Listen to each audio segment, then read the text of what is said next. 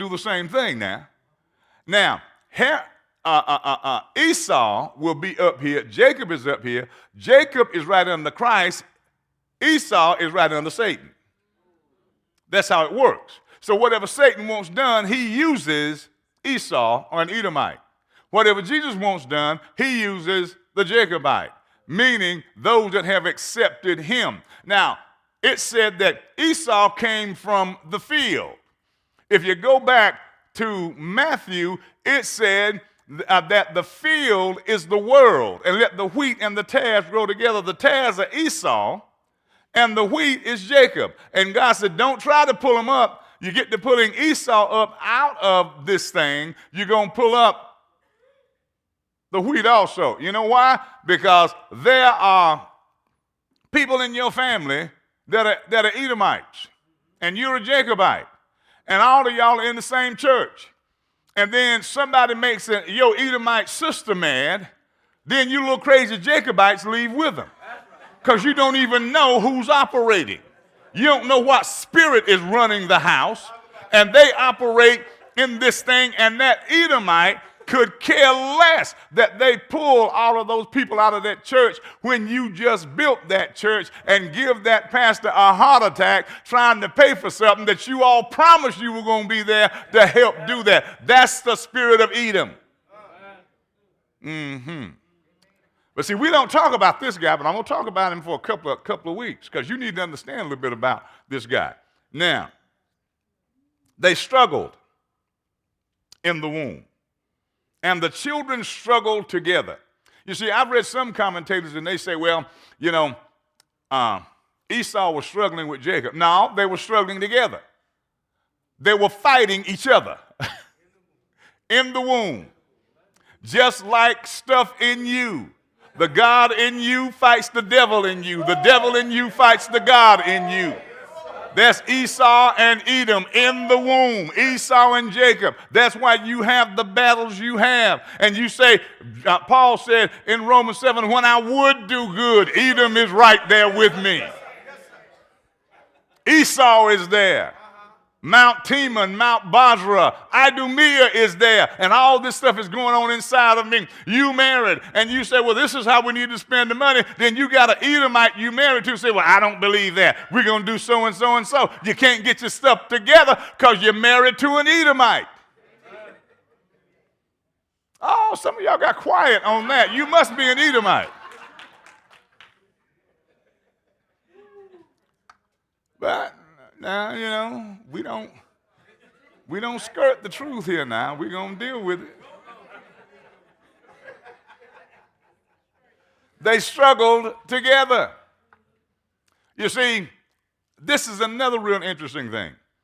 I see so many preachers that are deep in the political system, and they can't say what God said because they've got to say what the president said.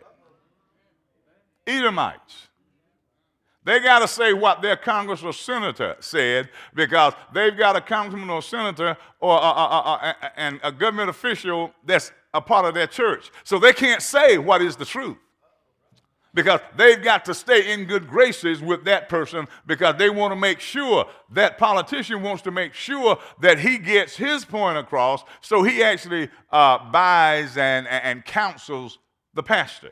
And the pastor stays up under the control of the political system. That is struggling together. And if we ever understand what to do with Esau, we could get some things straightened out. But see, Esau, let me tell you something about him. It said in Malachi, interesting scripture, you ain't going to like this one. Oh, you ain't going to like this one. Let's go to Malachi. And where is that? Oh, I'm too far. Let me go back here.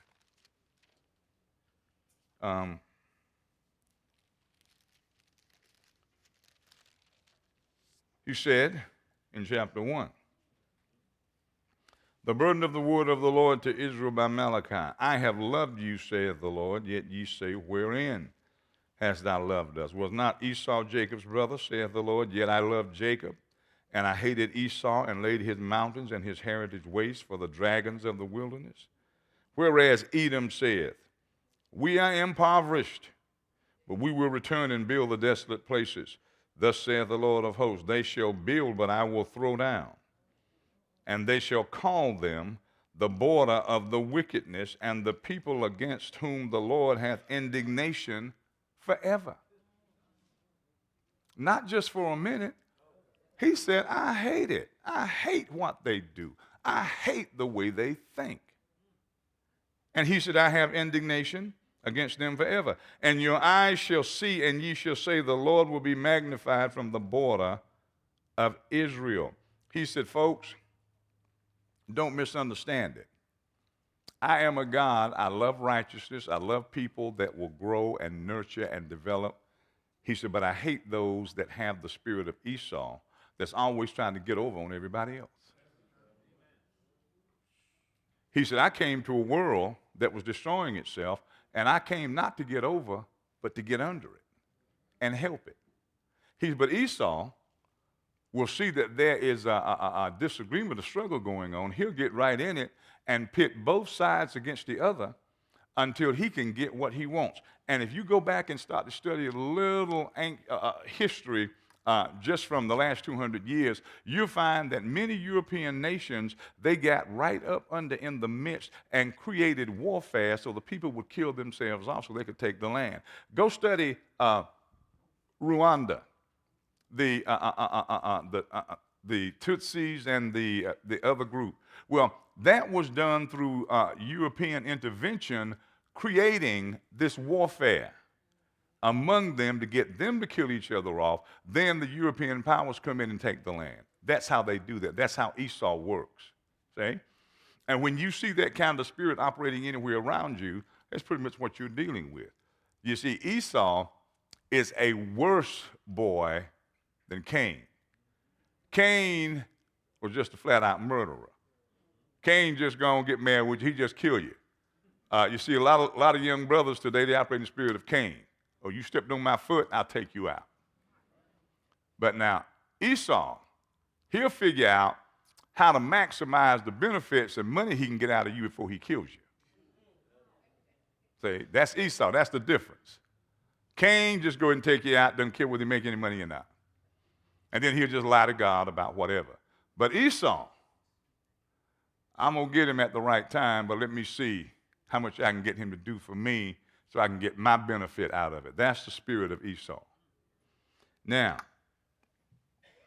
and it said there were two nations in her womb. They struggled together, and that struggle means to crack in pieces, to break, to bruise, to crush, to discourage, oppress, struggle together. Two infants in the womb pushing on each other describes one nation crushing, oppressing another nation as part of God's judgment. Used of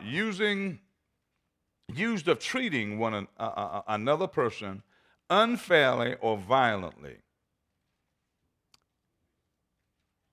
Treating another person unfairly or violently. Now, they were struggling. Here was one son who understood righteousness. That's the part of you that you call your conscience. And then here's the other part of you, you say, the devil made me do it. Esau, you're fighting, you're struggling, you're wrestling. You can't seem to get a handle on it. And most of the time, you yield to the old nature, to Esau. And you say, well, they just ain't going to do that to me. Ain't going to get away with that. Now, there are times when you do need to stand up and challenge and get stuff straight. But you stand up in Christ. Christ said, I am the new man. Remember now, the first man, Adam, was a living soul. The last man, Adam, was a life-giving spirit. The first Adam had 100% of his brain working, and he had the Spirit of God on him. So he was able to do anything he needed to do in that garden because the garden was 2,500 miles, about 2,000 miles long. Adam was not walking all over that garden. Adam was able to think and be anywhere he wanted to be in that garden. You see, you got to read the whole Bible and put that stuff together, and you can see it. But see, we've been told that the world has all the fantastic stuff, and all we're doing is just waiting until the Lord come back. Now, you're supposed to be telling waves and wind and waters and storms to stop when it comes to messing with you. Jesus did it, and when he got up out of the boat, he told his disciples, he said, boys, how long have I been with y'all? And y'all still have not figured out what I've been trying to tell you. You were supposed to have spoken to that wind, to that wave. You were supposed to have said, healing come. You see, we let ourselves go through changes because we don't understand what kind of authority we have. But this struggle goes on, and Esau will pull you back to the flesh. The Spirit of God, Jacob, will pull you into the realm of the Spirit. So Esau is always trying to do things and to treat you unfairly or violently. And you say, well, what is wrong with that person? They just don't seem to have any conscience. There's some of Esau in them. And they need that. Now, God can save that, but they must come to the Lord because God absolutely hates it. He despises it. And people say all the time, oh, well, this is just the way I am. You just a hard-headed Edomite, what you are. You just don't want to do any different. That's just where you are. God can take all of that out, and these boys struggled in the womb. In other words, that warfare is going on, and Esau was the oldest. He had the authority. Now remember, Esau was the oldest and was supposed to have the birthright. In other words, the world and the earth was supposed to have been his to rule. Because when God gave the blessing to Isaac, Isaac laid hands on him, but Jacob tricked him to get it.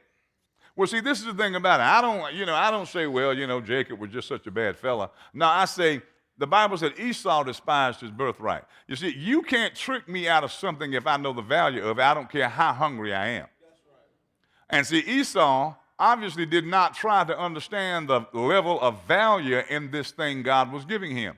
And it didn't mean much to him. If he got into it, he didn't get into it enough to really appreciate the fact that God was going to give him the world. And then his brother Jacob said, well, hey, this guy doesn't seem to be that thrilled about it. Jacob said, well, if he doesn't want it, I'll take it. So Jacob got the blessing and the birthright.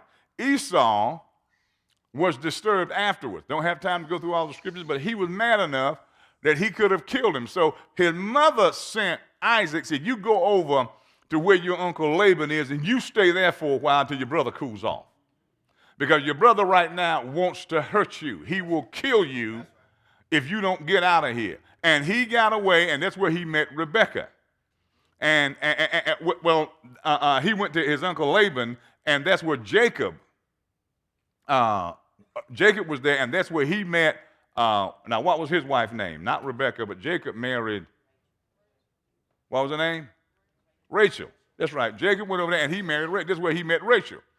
And he was over there with his uncle, who was just about as crooked as Esau. Because Laban changed his wages many times, and he had worked 7 years for Rachel, and then because they didn't have lights and stuff, when they brought Leah into the temple, he thought it was Rachel. So he lay with her, and see, the way they consummated the marriage was just through laying together and having sex, and that meant they were married. So then when he wakes up in the morning, he realizes, this is Leah. He said, you tricked me. He said, well, I tell you what, boy, work 7 more years, then I give you Rachel. So he worked 14 years to get what he wanted. And see, some of us, we don't want stuff bad enough. Because you won't wait 14 minutes on God. You got to have it yesterday. Give it to me now. You're not going to take any time and wait on anything and trust the Lord because you want it to happen now. But he got what he did not want initially, but then he got what he did want 7 years later.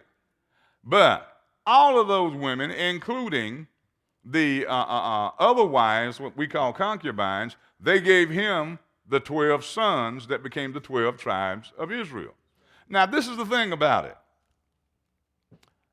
In verse 23, the Lord said unto her, 2 nations are in thy womb, and 2 manner of people shall be separated from thy bowels, and the one people shall be stronger than the other, and the elder shall serve the younger. This is what I want you to understand here. None of these people during that time were Jews, not a single one. They were all, if you want to call it that, they were literally Gentiles. Because when you look up the word two manner of people, it's the word nation. And what it means is a foreign nation, a Gentile people. The person, the body of another country. So these people were not Jews. No. You see, we've been duped there. They were not. Jacob was not one. Abraham was not one. They called Abraham a Hebrew. Now you're going back far enough and study and find out that the Hebrews, they were all over northern Africa, all over most of Africa. They were Hebrew people, and they came out of Mesopotamia. So now we're talking about, well, Abraham was a Jew. No, he wasn't. I'm sorry.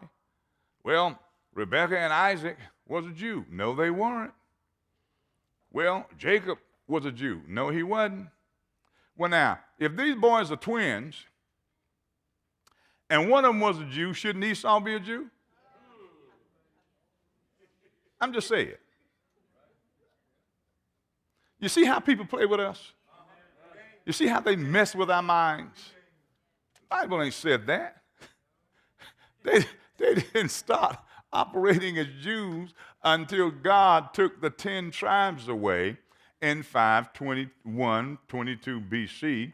And then the two tribes that were left, the main tribe was Judah. And they simply shortened the name down to Jew. And then they turned it into a religion. And it had nothing to do with nationality. So the term Jew didn't even come about until, sometime after 521 BC. So probably 100 years or so later, because they started calling them Jews because the tribe that was there was Judah and Benjamin. So that's where that came from. Now, what I'm reading, this happened 1,000 years before then. They weren't Jews. Another game. Now we read the Bible, we'll get a little insight. But see, for me, I've got to research it because I simply want to know the truth. Because it's the truth that makes me free.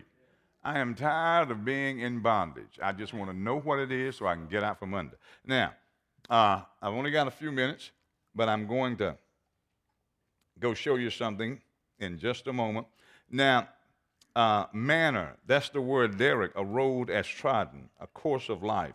In other words, there's going to be two kinds of people who's going to have a different course of life that was in her womb. They will have the same mom and daddy, have the same last name, but be just as different as night and day. One will be stronger. And that means to be alert, physically, on foot or mentally, encouraged, be courageous, of good faith, steadfastly minded, make strong, obstinate, to persist in an activity, to serve, means to work in any sense, to till the ground, to enslave, to keep in bondage, be bondmen. So it says that one shall be stronger than the other. Now that's actually talking about Jacob. And Jacob was given the authority under Christ to bring the earth under, because the last man, Adam, was Jesus Christ. And it said he became a life-giving spirit. So under the first man, Adam, everything died.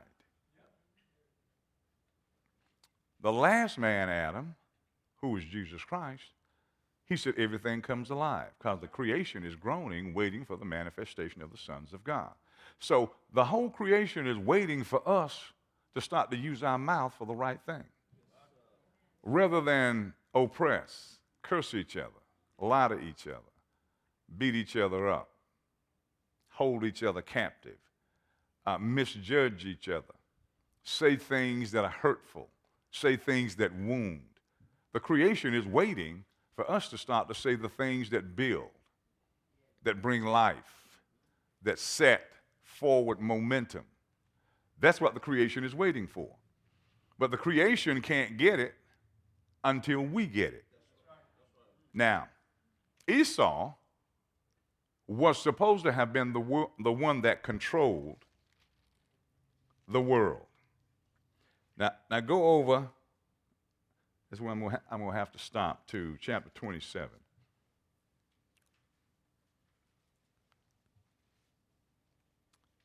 So now Jacob has the birthright. Now look at verse 30 of chapter 27. And it came to pass, as soon as Isaac had made an end of blessing Jacob, and Jacob was yet scarce gone out of the presence of Isaac his father, that Esau his brother came in from his hunting. And he also had made savory meat and brought it unto his father, and said unto his father, Let my father arise and eat of thy son's venison, that thy soul may bless me. Now see what had happened, Rebekah and Jacob had, put some furry gloves on Jacob, and, put the venison smell on him, and he came in and, told his father that he was Esau. And Jacob his eyesight was kind of poor, so what he did, he said, You feel and smell like Esau, but you sound like Jacob. He said, No, it's me, Daddy, it's me. Go ahead and do this thing, let's get this done. So what he does, he goes ahead and he blesses Jacob. He gives him the blessing. Then Esau comes in just a little bit, and he says, Hey, Daddy, it's me, Esau. He went, What? No. I just blessed you, boy. He said, No, not me. I've been out in the field. I've been out hunting. And he said, verse 32, And Isaac his father said unto him, Who art thou? And he said, I am thy son, thy firstborn Esau. And Isaac trembled very exceedingly and said, Who? Who? Where is he that hath taken venison and brought it to me? And I have eaten of all before thou camest, and have blessed him. Yea, and he shall be blessed. And when Esau heard the words of his father, he cried with a great and exceeding bitter cry, and said unto his father, Bless me, even me also, O my father. And he said, Thy brother came with subtlety, and hath taken away thy blessing. And he said, Is not he rightly named Jacob? For he hath supplanted me these 2 times. He took away my birthright, and now behold, he hath taken away my blessing. And he said, Hast thou not reserved a blessing for me? And Isaac answered and said unto Esau, Behold, I have made him thy Lord. Do you realize how much power you have over that crazy stuff that's in you? God has made you Lord over every crazy thing that could go on in your life. But we just don't want to realize that Esau is not dead. Esau is still alive and doing well. And we don't preach much about Esau. But he's a twin. He will look like your family. But he's from somewhere else. And you, oh, no, well, that's my sister, that's my brother. They are just as Edomite as they can be. And they're going to cause you a lot of trouble, a lot of headache, a lot of heartache. And you get hooked up with Edomites, so they're not going to work with you. But the Lord has given you authority over them. It said, Behold, I have made him thy Lord, and all his brethren have I given to him for servants. And with corn and wine have I sustained him.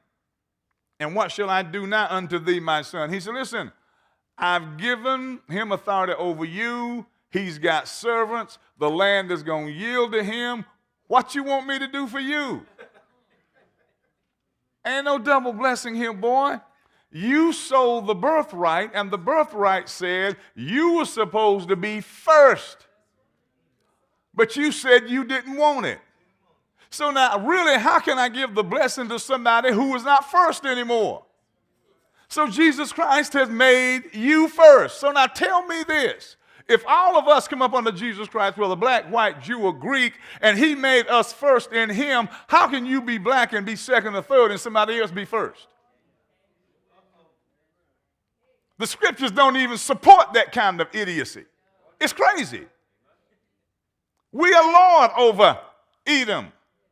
So we actually have power over the policeman shooting an unarmed man down, but we don't get together and speak the word of God against it, so Edom keeps running wild. And we try to tell folk, this is what we need to do. Can't get it because Edom has too much control over us. And we go out and say, well, what did you think about that? I ain't never heard nothing like that before. I don't know where he got that from. I know you don't. I know you don't know where I got it from because you've never read over 2 books in your whole life. So you have no knowledge of where information comes from. And when somebody does, because you're afraid to elevate yourself and become, you want to bring folk back down to your level rather than you rise up and be what God has ordained you to be. You see, God talks about the hand of the diligent shall prosper, but the hand of the lazy man shall come to nothing. God loves diligent people who will get up and get busy and make some things happen. Now, Esau has a lot of earthly wisdom. Let me show you the rest of this. Verse 38, and Esau said unto his father, hast thou but one blessing, my father? Bless me, even me also, O my father. And Esau lifted up his voice and wept. And Isaac his father answered and said unto him, behold, thy dwelling shall be the fatness of the earth, and of the dew of heaven from above. And by thy sword shalt thou live, and shalt serve thy brother. And it shall come to pass, when thou shalt have the dominion, thou shalt break his yoke from off thy neck. Verse 41, and Esau hated Jacob. Remember that. Now, what did he tell him? He said, now, boy, you're going to be dwelling in the fat places of the earth. In other words, Esau is going to be prominent in places where there's plenty of stuff. Esau's going to be there. So, if America's got plenty of money, resources, Esau's going to be here. If the European nations have it, Esau's going to be there. If African nations have it, Esau's going to be there. And see, I believe Esau has been able to interbreed and become different races because it's more of a spirit. And right now, it's probably operating at the highest level in the, see, I've told you before, I don't believe all white people are white people. I believe because of the Babylonian system, and they have the Chaldeans that sat way up top and controlled the other Babylonians, I believe that there are a group, there are people that sit way up high. And I believe they're Edom, and they control the resources, and they suck life and energy and product out of the masses, and they sit way up high and control stuff. Let me ask you a question. Why in the world would one man, Baron de Rothschild, why would he need $500 trillion? More than half the wealth of the entire earth. Why would he need that? I think he's an Edomite. I think that's who he is. And he has no compassion about, all he wants to do is figure out how he can get more, get more, get more, get more.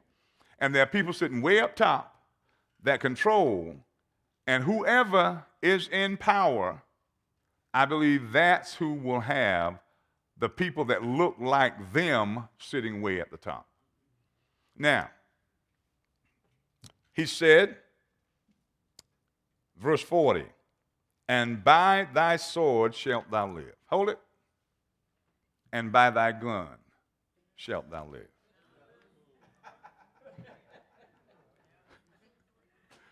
That's literally what it said. By your weaponry, that's how you're going to live. Now, who has any more weaponry than America? We got it. The European nations have it.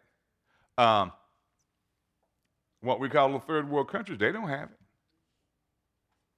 This is Esau, folks, and you need to understand where you're living.